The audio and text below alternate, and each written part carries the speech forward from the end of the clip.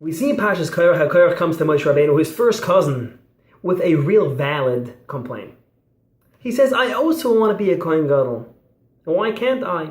And when he approached Moshe Rabbeinu, he came with two interesting questions. Number one was, what if I have a talus, a garment to use for a talus, blue, tcheles?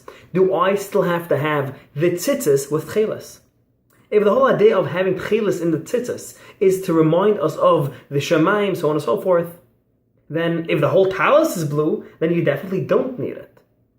And the second question he came was, a room full of Sefer Torahs, do we still need a mezuzah? A mezuzah is only a part of the Sefer Torah, so if you have a bunch of Sefer Torahs in the room, obviously you won't really need a mezuzah by the door.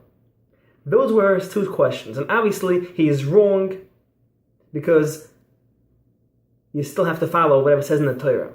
But the Zera Shimshon comes and brings out a point, a very important point, and says that we can see here what Korach's motive was, what his ideology was.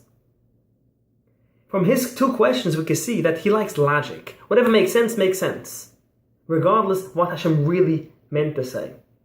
Hashem said what to do. Put a mezuzah on the door. Put on tcheles on the actual tzitzis. But it makes sense that the reason should be a part of what we do. And if that's the case, he came with his complaint and says that yes, I deserve it more than Aharon. Why? Because Amram was a younger brother of his father. Korach's father was older than his first cousin's father. So, logic, he should get it. Not only that, Korach was smarter. He was smarter. So again, logically speaking, he should get it. But the answer is no.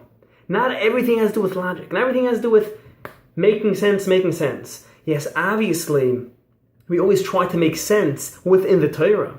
But not everything in the Torah has to make sense in our mind, because we have to do it regardless if it makes sense or not.